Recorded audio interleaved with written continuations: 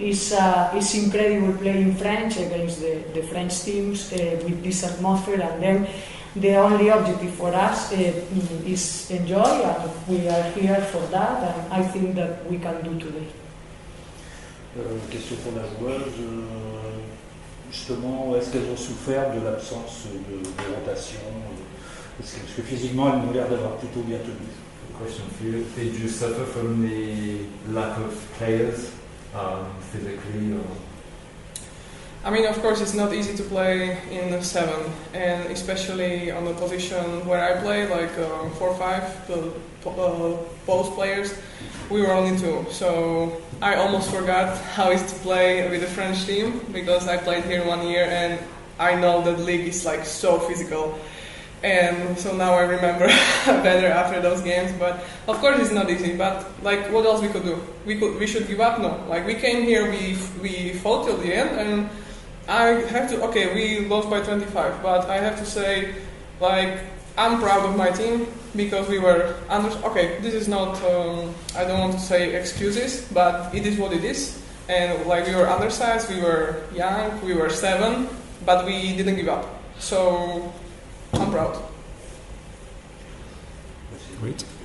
What does it feel to coach for only 7 players? Like, you kind of rested on the defensive side with a 2-3 zone, and on the offense, I thought that you took the time to build something with your offense. So what was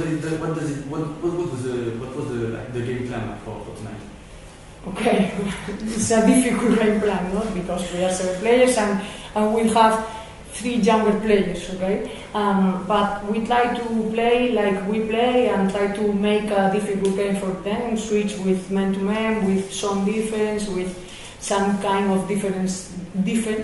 And about offense, only is like try to take your confidence and try to be yourself and try to play like you play normally, okay? And it's difficult, but for sure, like Sofia told you before, I am really proud because we make a really good job, and if we make the comparison with the first game, today we play a really good game and a big game, and it's only like this. We have good players now and good team because they are 7, but they are a really team and a really good group now, and it's enough with this.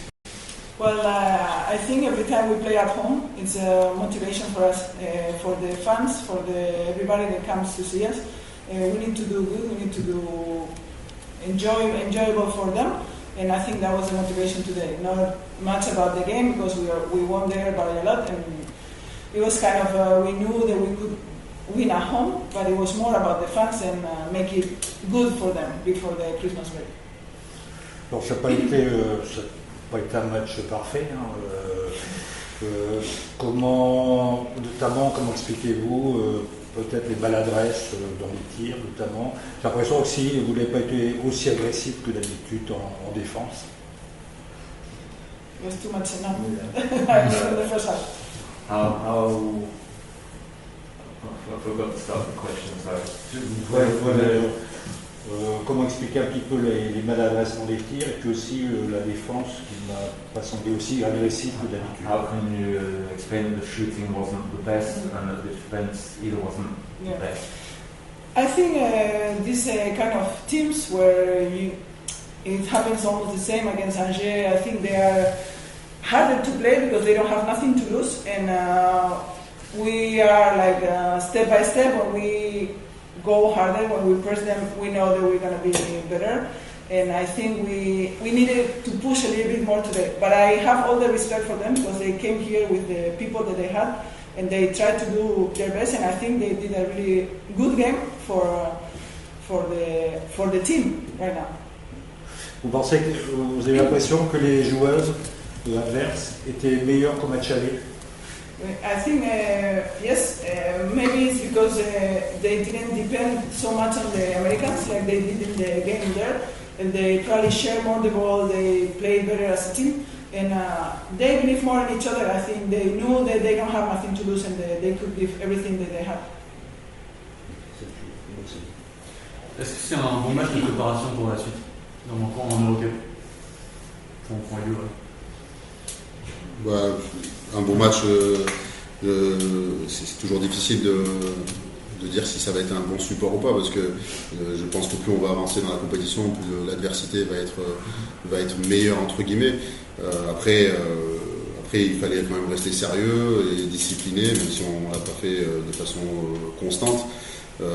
L'avenir nous le dira. Après, c'était important, quoi qu'il en soit, de finir l'année de cette façon-là. Il ne faut pas oublier qu'on a enchaîné quand même beaucoup trop de matchs à mon goût depuis la trêve internationale de novembre jusqu'à ce jour, le 22 décembre, avec les filles sont quand même assez impactées. Donc le match dans sa physionomie, après c'est nous qui l'avons rendu de cette façon-là, c'est pour moi bien entendu pas le meilleur match en vue déjà d'appréhender le match on va dire de basket de 8 janvier, et après pour la suite de la compétition on verra bien, on n'est pas encore là, mais il y aura déjà un match contre le champion de France en titre à jouer. Non, je pense pas, parce que je pense que le reste de ce qui nous reste à jouer va être plus dense et va être meilleur.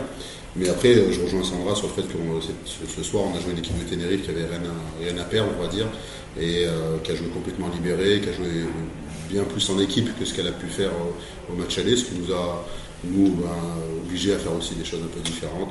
Après, pour expliquer la maladresse et des choses comme ça, on a juste des filles aujourd'hui qui sont fatiguées tout simplement. Donc, d'où aussi un peu l'objectif de faire pas mal de rotations. Et voilà, donc maintenant c'est vraiment place au repos, place aux fêtes de fin d'année qu'elle mérite aujourd'hui, mon équipe, pour revenir avec le maximum d'ambition en 2022, le maximum de fraîcheur à la fois physique et mentale. C'est jamais simple d'analyser un match comme celui-ci, est-ce que c'est le bon match ou pas pour la suite. Je pense que c'était un bon match pour finir la saison, l'année 2021. Alors justement, on revient un peu à la question que je posais à Sandra. Cette semaine, quel était votre discours pour motiver vos joueurs, sachant qu'avec l'écart que vous aviez, vous ne pouvez pas vous arriver grand-chose normalement? Ça a été assez facile parce qu'on s'est fait déjà bousculer contre Angers. On s'est mis un peu dans un bourbier contre Angers qui a tiré un petit peu la sonnette d'alarme parce qu'on a failli en effet le perdre ce match-là. Et cette équipe d'Angers s'est un peu présentée comme cette équipe de Tenerife ce soir avec des cadres en moins. Et on a peut-être pensé une seconde que le match serait facile et il ne l'a pas été. Donc ça a été facile pour moi de rebondir sur le match d'Angers en disant voilà, il s'est passé ça, on a été un petit peu naïf. Aujourd'hui, Tenerife se présente aussi avec des joueuses cadres en moins. À nous d'être sérieuses, même si les circonstances ne sont pas les mêmes, parce qu'il y a un match aller gagné de 37 points, donc il fallait, pour ne pas être qualifié, perdre de 38 points, ce qui est difficile à imaginer. Mais le discours, ça a été on joue ce match-là comme s'il y avait 0-0, et l'idée c'était quand même de le gagner bien entendu, mais essayer dans le contenu de produire des choses positives aussi pour capitaliser, pour emmagasiner de la confiance, pour revenir en 2022 avec des convictions, avec des certitudes sur des choses qu'on a faites depuis le début de l'année qui ont été très bonnes parce qu'on est deuxième du championnat de Ligue féminine. Et c'était pas de repartir avec des doutes, avec des zones d'ombre. Et l'objectif c'était aussi ça. C'était en plus après on a travaillé des 3 petites choses, on a mis une zone presse en place, des choses qu'on n'a pas l'habitude de faire, mais après, les filles elles sont professionnelles, on a quand même des filles qui sont très très mûres dans l'équipe, avec des joueuses expérimentées aussi, qui savent, sur un match à domicile, qu'il faut aussi faire vibrer notre public, lui faire plaisir et lui offrir la victoire. Donc c'est ce qu'elles ont fait ce soir. Voilà, donc les sources de motivation, après quand on est lancé dans une dynamique comme ça, c'était aussi d'enchaîner une 9e victoire consécutive. Il y avait plein de petites choses, les leviers, il y en avait, même si c'était pas des énormes, mais il y en avait des petits à activer, c'est ce qu'on avait essayé de faire. Voilà. Mais je pense que le principal argument, c'était surtout, la principale source de motivation, c'était le fait de vraiment avoir été bousculé contre cette équipe d'Angers, et ça nous a remis un petit peu dans les rails, la tête à l'endroit pour pouvoir appréhender ce match-là de la meilleure des façons. Pas dans les meilleures conditions, parce que les conditions aujourd'hui ne sont pas optimales, parce qu'on a une équipe qui est aussi fatiguée, mais au moins mentalement, de jouer avec cette ambition déjà de le gagner, sans aller chercher l'écart. On voulait que l'écart grandisse au fil du match, ça n'a pas été le cas dans le deuxième quart-temps, mais globalement le travail il est fait quoi, et on est satisfait aujourd'hui d'avoir remporté ce match-là, d'avoir gagné les 2 matchs d'ailleurs sur ce 16e de finale. Et il me semble que ça doit être Lublin qui est passé, je crois, contre Tarbes, donc on se préparera contre cette équipe polonaise. En attendant le prochain match, aux joueurs ont besoin de se reposer. Quel sera votre programme exact jusqu'au prochain match? Là, dans l'immédiat, c'est retour à la maison pour tout le monde quasiment, à part Joe qui est d'ici, mais toutes les filles vont pouvoir rentrer chez elles. Sandra en Espagne, Jolène aux États-Unis, et puis les autres un peu partout en France. Et quelques jours de repos, j'ai pas le programme en tête, mais il y a 4-5 jours de repos complet avant de reprendre un programme de préparation physique pour pouvoir nous reprendre collectivement le 2 janvier, voilà, pour pouvoir préparer le match du 8 contre Basketland. Donc c'est un peu comme ça qu'on a vu cette période hivernale et de fête. Alors, vous connaissez le contexte sanitaire qui commence à se dégrader. Est-ce que vous, avec vos joueuses, vous parlez éventuellement de certaines incertitudes sur la rentrée quoi? Vous savez, quand on a connu les 2 saisons dernières avec le confinement et puis le fait d'avoir joué à huis clos, on s'autorise à rêver un petit peu et espérer qu'on puisse continuer à jouer et surtout que nos salles continuent à être garnies comme ça l'était encore ce soir malgré la situation.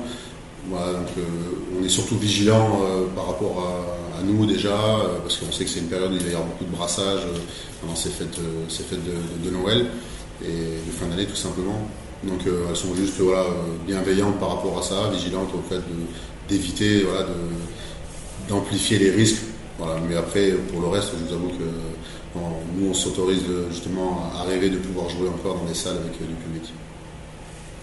Vous avez signé Olesa Malachenko cette semaine. Oui. Je veux savoir si elle avait commencé à s'entraîner et si elle va être qualifiée pour Basketland 8. Oui, elle a commencé à s'entraîner depuis lundi avec nous et donc malheureusement elle ne pouvait pas être qualifiée pour ce match de Coupe d'Europe, tout simplement parce que le règlement ne l'autorisait pas. Et on va pouvoir la qualifier à partir de demain justement pour la compétition d'Eurocup et elle est déjà qualifiée pour le match de Basketland, pour la Ligue féminine. Donc elle s'entraîne depuis, elle a fait connaissance avec les filles lundi, elle a participé aux 2 entraînements collectifs du lundi et du mardi, elle était sur le banc avec nous ce soir.